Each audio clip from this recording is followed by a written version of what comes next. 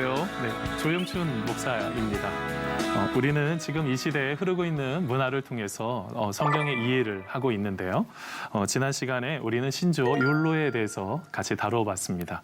오늘은 바로 그 삶 속에서 그 욜로라는 것들을 통해서 하나님께서 우리의 삶에 가장 소중한 가치, 바로 하나님을 꼭 붙잡아야지 진정한 욜로를 누릴 수 있다라고 말씀드렸는데요. 오늘은 바로 그 두 번째 시간입니다.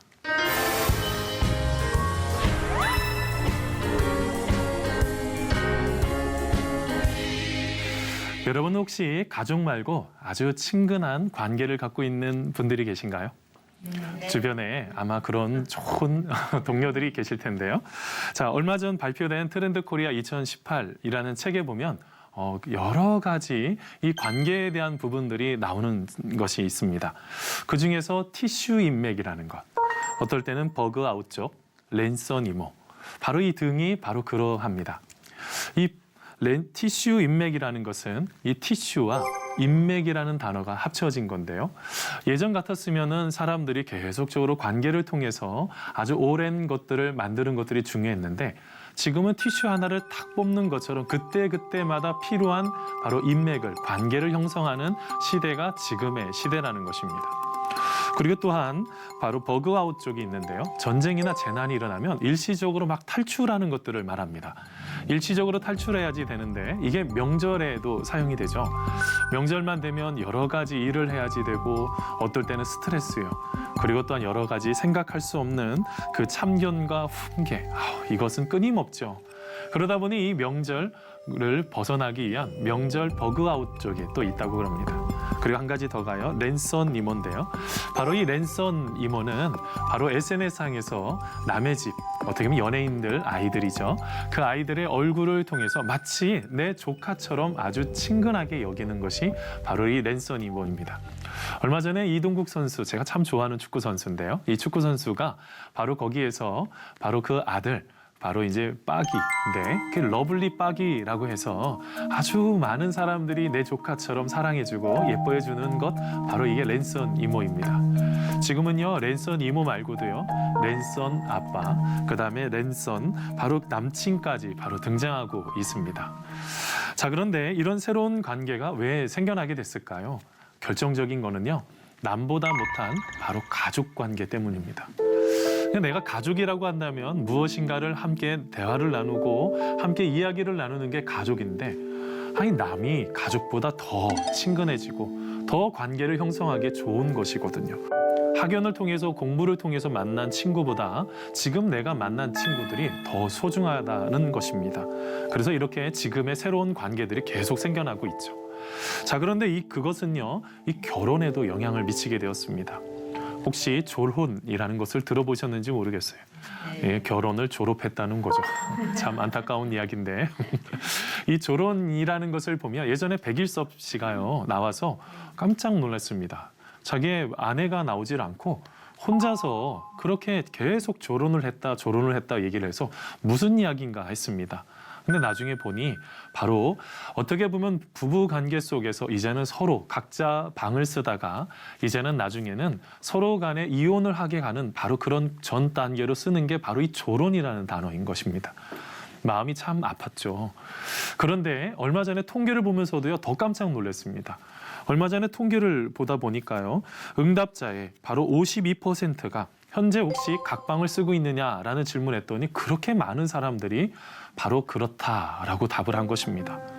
고린도서 7장에는요 기도할 틈을, 내가 기도할 그 시간대에만 각자 이렇게 각방에서 이렇게 사는 것에 대해서 얘기를 하는데, 지금의 시대는 바로 이렇게 이 졸혼과 같은 그런 시기가, 그런 부분들이, 문화들이 점점점 나타나고 있는 것입니다.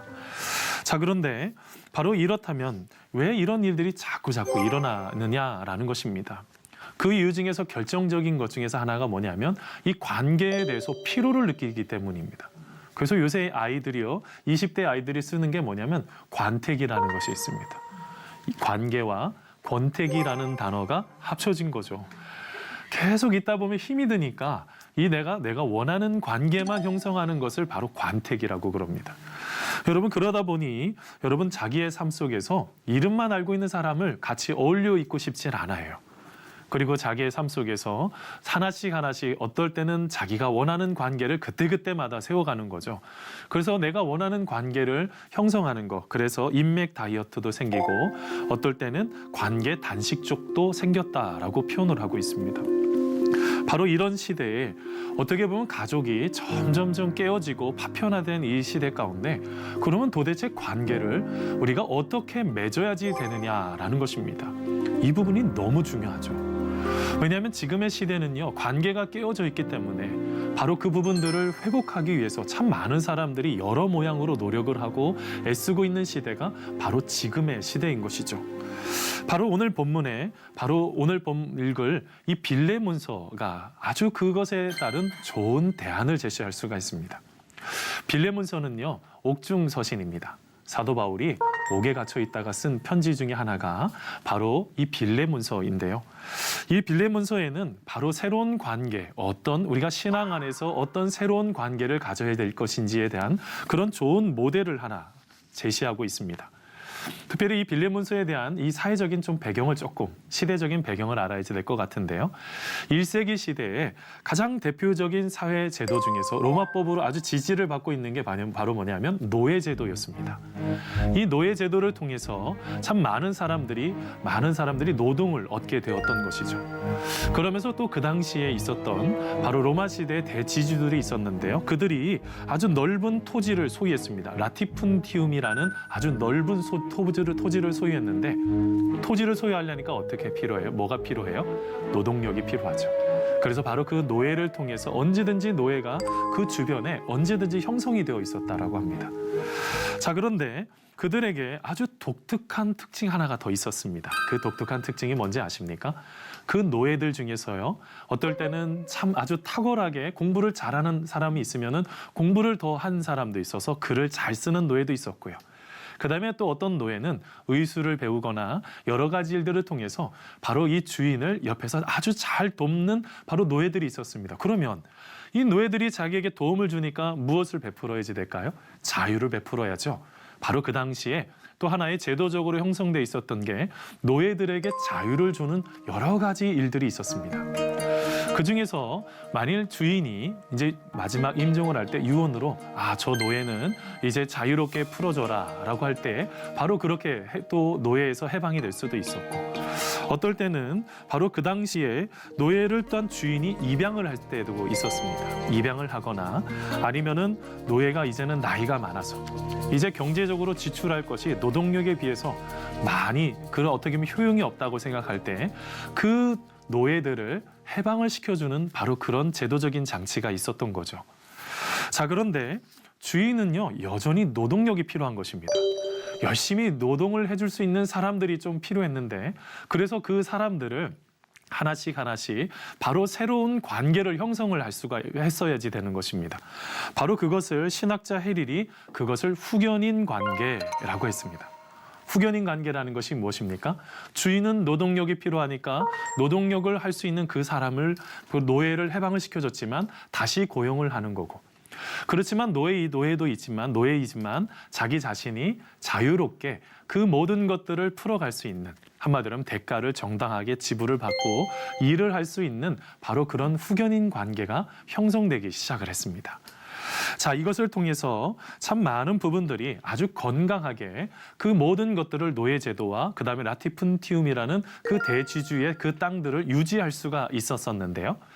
바로 오늘 말씀은 바로 그 부분들의 그 맥락에서 그 노예라는 제도를 가지고 오늘 말씀은 조금 더 깊이 들어가 봐야지 됩니다. 오늘 말씀에 빌레몬이 있습니다. 이 빌레몬, 어떻게 보면은 그의 삶 속에서 골로새 교회를 아름답게 세워갔던 사람입니다. 빌레몬이 있어서 골로새 교회가 아주 든든하게 서게 되었는데, 지금 오늘 말씀의 사도 바울은 빌레몬에게 편지를 쓰고 있습니다. 근데 그 편지의 내용이 바로 빌레몬의 종이었던 오네시모에 대한 이야기입니다. 오네시모가 어떻게 보면 하나님의 은혜 가운데 이 감옥에서 사도 바울을 만나고 나서 하나님을 믿는 하나님의 백성이 된 것입니다. 빌레몬의 종이요, 예수님을 마음으로 영접하고 나서 하나님의 은혜를 경험하게 되었던 것이죠. 이건 놀라운 기적 아니겠습니까? 이렇게 감옥과 같은 어려운 상황 속에서도 하나님은 역사하시더라는 것이죠. 자, 그런 가운데 마음속에서 이 오네시모에 대한 문제를 해결해야 되는 그 마음에 어려움이 있었던 거죠. 그러면서 사도 바울은 마치 빌레몬을 잘 알고 있었기 때문에 빌레몬에게 편지를 쓰고 있는 내용이 바로 이 빌레몬서입니다. 이 빌레몬서를 보면 이 당시에 또 사회적인 또 배경을 또 하나 조금 알면 좋은데요. 이 당시에 사회적인 분위기를 연구한 톰슨이라는 학자가 있습니다. 이 톰슨이라는 학자가 이 당시의 사회적인 분위기를 연구해 보니까 바로 그 당시에 이 빌레몬은 바로 골로새 지방에 살고 있었는데 그 지방의 시대적인 분위기가 노예들이요 그렇게 잘 하지를 못했다고 합니다. 잘 하지를 못했다 보니 어떤 문제가 생겼을까요? 도망치는 노예들이 계속 생겨나게 되는 거죠. 그 당시의 시대적인 분위기에 편승했는지 오네시모도 똑같이 넘어지는 인생이었습니다. 자, 그러던 중에 경제적인 손실을 보통 일반적으로 신학자들은 손실을 주었다라고 보고 있는데, 자, 그런 가운데서 바로 하나님의 은혜 가운데 이 빌레몬을 만나고 난 이후에 빌레몬을 어떻게 보면 그의 마음속에 참으로 그의 삶 속에 오네시모를 그의 마음속에 이렇게 천거하고 있는 이 오네시모가 얼마나 좋은 사람인지에 대해서 말하고 있는 것이 오늘 빌레몬서 바로 1장 말씀입니다. 오늘 빌레몬서 1장 11절에요.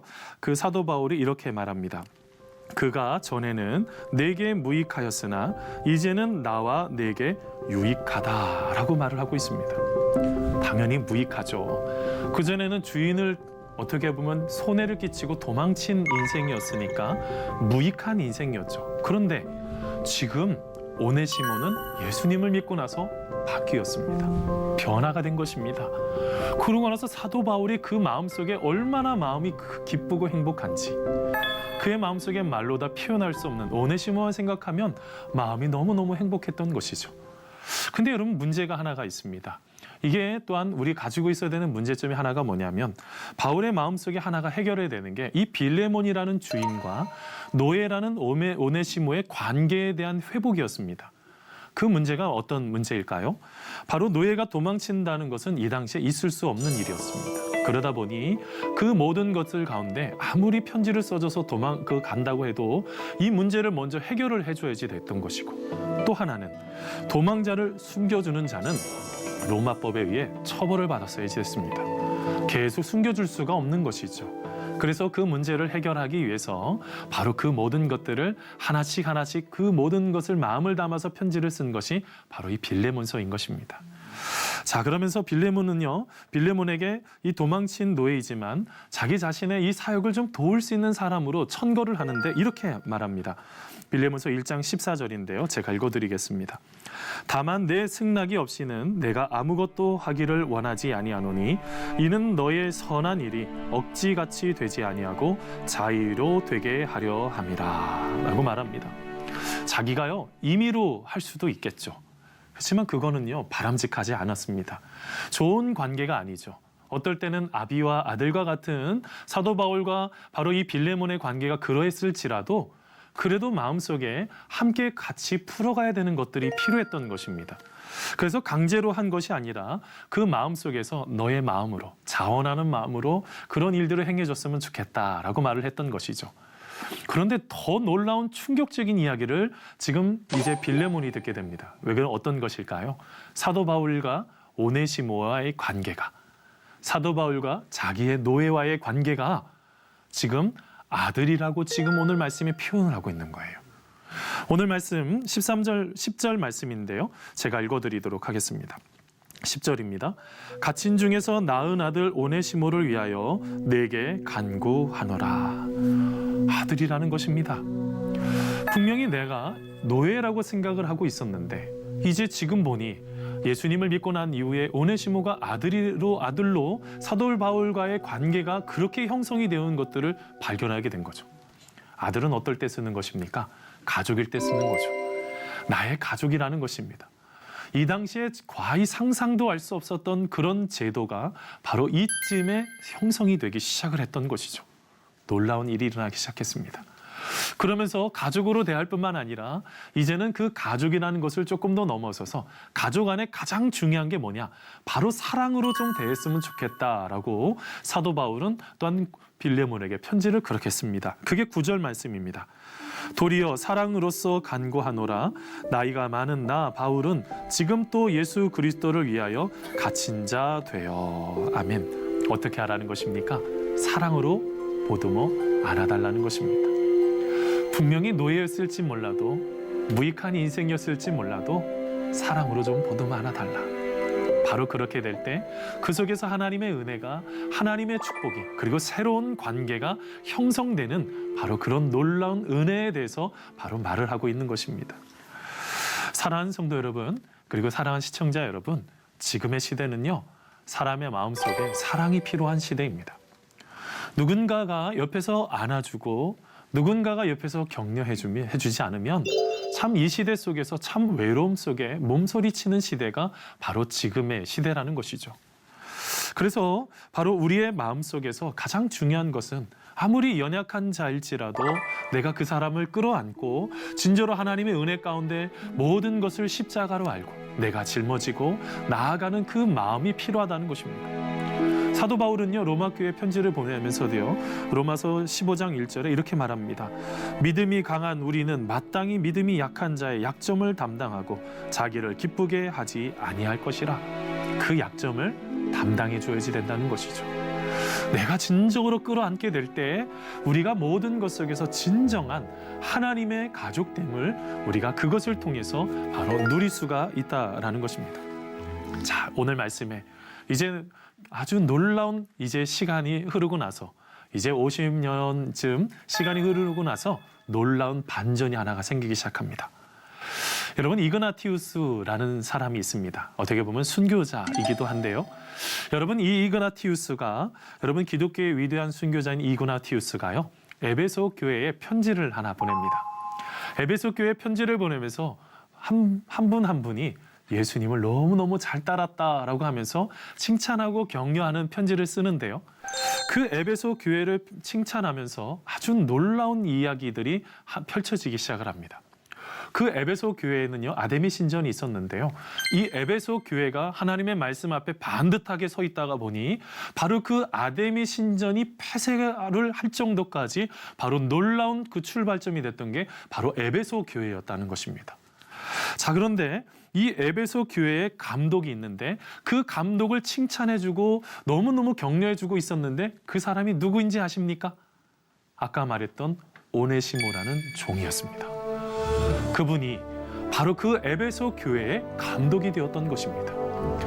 그가 하나님의 놀라우신 사랑을 경험하고 난 이후에 그 모든 것들을 자기의 마음으로 하나님께서 자기 자신을 끌어안아주는 그 사랑을 가지고 교회에 대해서 그렇게 목양을 아름답게 세워갔던 그 오네시모.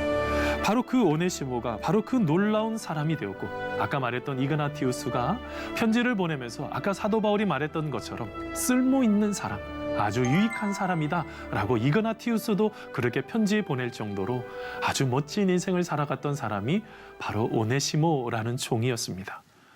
그뿐만이 아닙니다. 여러분, 이 에베소 교회가 왜 이렇게 멋진지 아십니까?